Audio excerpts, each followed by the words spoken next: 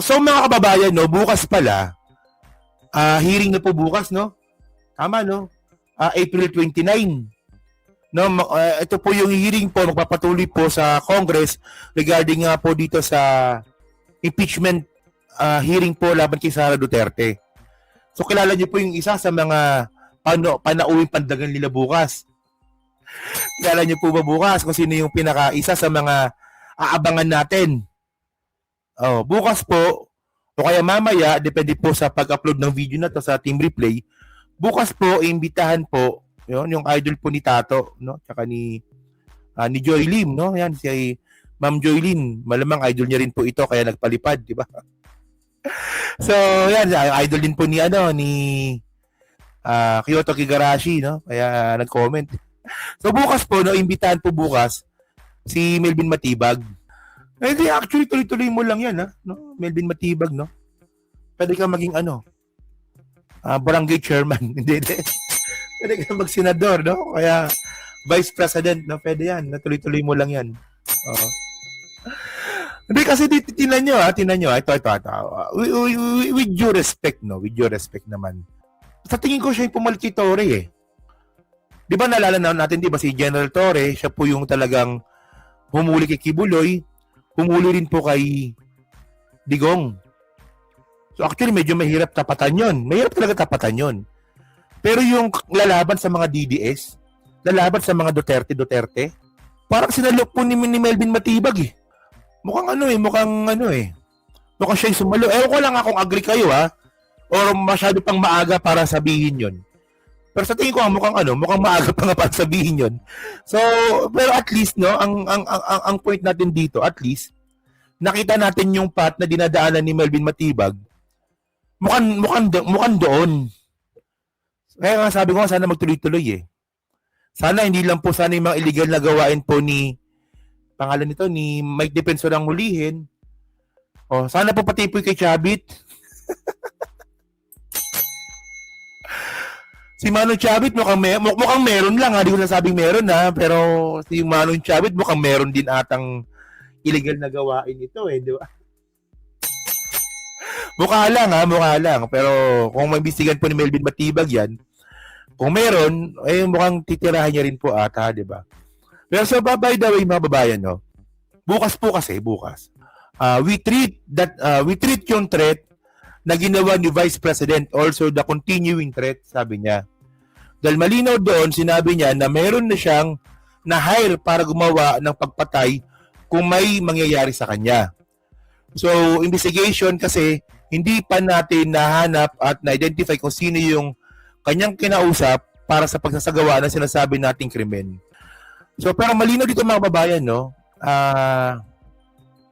Bukas po, ilalabas po ni Melvin Matibag lahat po ng evidence regarding nga po dito kay Sara Duterte. Sa kanyang grave threat po kay PBBM, kay Martin Romualdez, at saka kay First Lady Lisa Marcos. So ito yung interview nga po ni Melvin Matibag kahapon ata to, no. So pakinggan natin to. No, actually, yung ginagawa namin after nung bantagan at nung dumating po rito sa NBI, talagang continuing investigation to until we pinpoint kung sino yung kinausap niya. What we have established is, seryoso po siya rin sa banta na yan. Hindi po siya conditional, kundi it is an absolute na threat. At kung mapapansin niyo naman po, consistent sa lahat po ng mga pagkakataon na maaari siya magsalita, laging may dumarating na pagbabanta kay Presidente.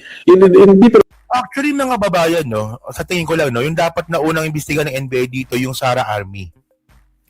Yung Sara Army na yun, mga babayan, sila po yung mga taga Mindanao, no, na makasara, na sobrang brainwash na pagiging DDS. Sila po, itong Sara Army, yung mga kay-streetwise, no, sila po yung mga grupo ng tao na handang lusubin yung Malacanang. Ito na content ko na yan nung nakaraan, eh. Na nung nagkaroon ng rally yung Iglesia ni Cristo, dapat ang kasunod nun, lulusod ng Sara Army dapat sa Malacanang, eh. Yun nga lang, hindi natuloy kasi talagang patay talaga sila dito pag ginawa nila yon. Talo sila dito, nakakala nyo. Porket na mga isandaan kayo, kaya nyo na lusubin yung Malacanang. Yung Sara Army malamang ayan ang isa sa mga nasabi nga pong kinausap nga po ni Sara, no, dyan po sa grave threat laban kay PBBM. O sige. Forms sa leader ko na pagsasabi. Hindi lang po nga si Vice President Sara, kundi papansin ninyo, there is a pattern doon sa buong pamilya na palagi na lang tinitreat talaga ang ating presidente. Coupled with their previous behavior, yung mga behavior po nila na pakikipagkapwa-tao sa ibang tao, makikita po natin na kailangan pong seryosohin ng law enforcement, lalong-lalo na ng National Bureau of Investigation, yung banta po na yan. Kaya naman, sinusundan po namin lahat ng makita namin na maaaring ito yung lead para ma-identify po kung sino yung kinausap niya. Just recently, when the President was Si Kuya Perks, no, isa pang tanga rin yan, no? Si Kuya Perks, ano, bonak din yan, eh. Takero, nasa 600 daw mahigit ang Sara Army. Ganun kadami. Di ba? Ang dami pala, 600 pala. Sige. Di ba? Pero wala, kahit 600 yan. Patay lahat yan pag lumusob sa Malacanang yan. Patay yan, patay talaga yan. Oo. event po dyan sa Nueva Ecija, sa Palayan, naka-live broadcast, minomonitor yung social media, meron na lang biglang nagpapap na sinabi, barilin si Presidente. Those are serious threats po, na kailangan po na yan. Director Matibag, linawin ko lamang po, pwede niyo po ba? Alam niyo kasi mga babae, no, kung ano yung hindi magandang ginawa dito. Kasi po yung pag-rape po sa presidente natin, ano yan eh, parang nagiging normal na lang po sa mga DDS eh. No, na which is talagang hindi panpansinin niyo yan, no? Kung banggitin ng mga ibang mga DDS na mga meron sa social media, papatay namin si Bongbong, papatay namin si BBM. Nakuha po nila yan sa kay Sara, tsaka dito po kay Baste. So actually hindi lang ito basta-basta tungkol po sa grave threat na ginawa ni Sara, tungkol din po ito no sa sa impluwensya na nangyari na binabastos na po yung presidente natin. Di ba? Ayun po yun eh.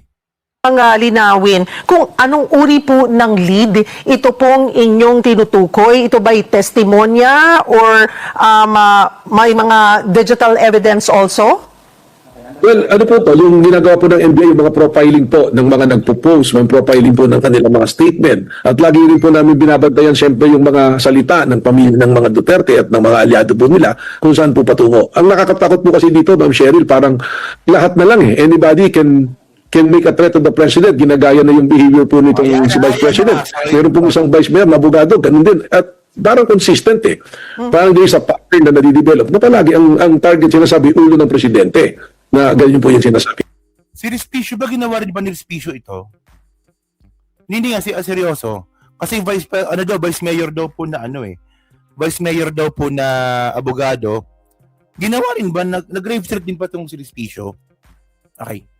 Ako kasi hindi ko alam, hindi ako sure. Pero ang malinaw dito mga kababayan nito. Yung sinasabi po ngayon ni Melvin Matibag mga ka-streetwise na ito yung sinasabi nga natin. Yung influensya po na ginagawa nila ng mga Duterte na papatay yung presidente, parang nagiging normal na lang po sa social media ngayon. Na in the first place dapat, hindi naman po dapat mangyari ito. Kung sa simula pa lang sana, di tinigil na nila ito. Kaya nga ito, sinasabi ko nga, may pagkukulang nga rin po yung NBA dito dati. Na dapat po nakita nyo na mga grave threat sa presidente, dapat kilos kagad. Puti ngayon si Melvin Matibag, gumagawa na po ng paraan, di ba? Pinrofile niya lahat ng mga nag-grave threat sa presidente kahit sa post lang ito sa Facebook. At ipapakita po ito bukas. Abangan natin. O, di ba? O, takero, malinaw na malinaw talaga si Attorney Respicio. Puputulin. Talaga? Sinabi niya yun? Gago pala siya eh. Gago pala yan eh, no? Oh, isa pa yun, dapat yan daw. Dapat investigahan din yung gago na yun. Parang normal na sa mga DDS yung mga yan eh. Kaya ang ano po namin, we're taking leads, tinitingnan namin yung mga associated. Kung maalala nyo, there is that report that Vice President Sara created her own RD. So tinitingnan din po namin yung mga personalities dyan. Okay. So saan din po nakabase, ano yung naging basihan po ng NBI sa pagsasabing planado at hindi basta pahayag lang ito pong bantang ito?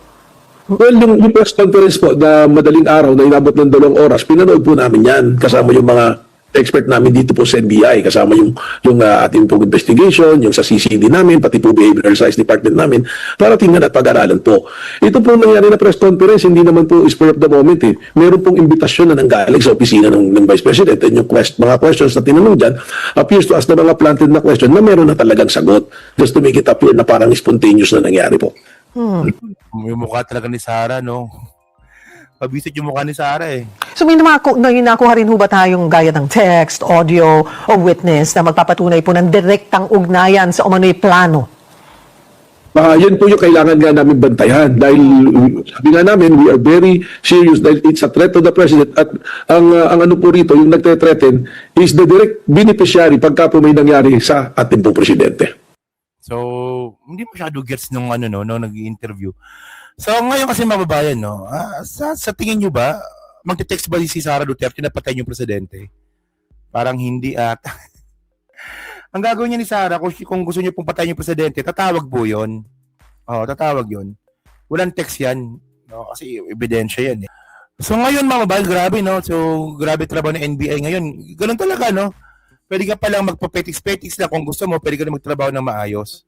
So ngayon, tinan nyo to Tama, ito na ba tayo? So ngayon mga kababayan, no. So ngayon, ang tanong na naman dito no, malamang manlilito na naman yung mga DDS dito.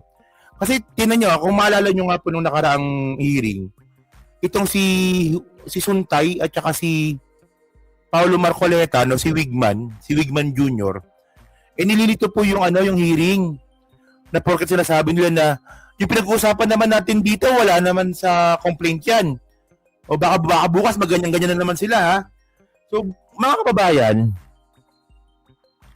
yung complaint po na yan, yung grave threat po kay PBBM, nasa complaint po yan.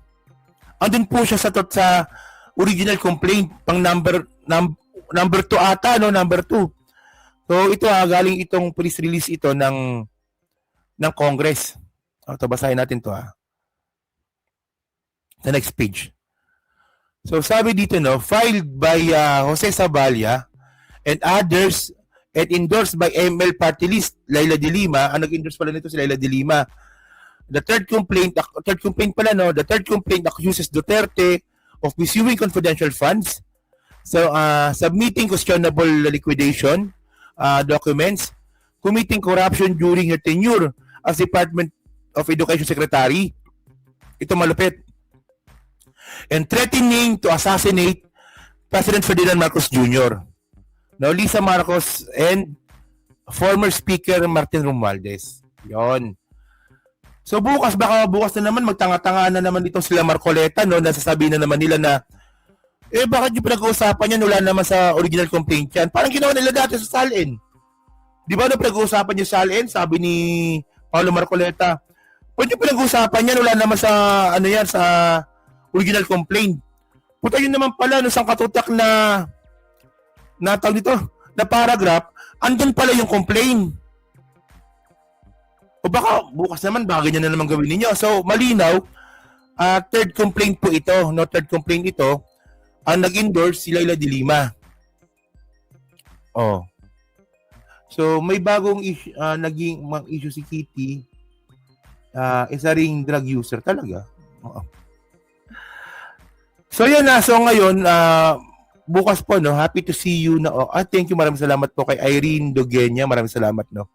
So yun mga kababayan, no, so bukas, abangan po natin kung ano nga po yung mangyayari dito sa magiging statement nga po ni Melvin Matibag. Oo. So, yun. So, regarding nga dito sa sa grave threat nga po laban kay PBBM na ginawa nga po ni Sara Duterte. So, ano ba talaga totoo nangyari doon, no?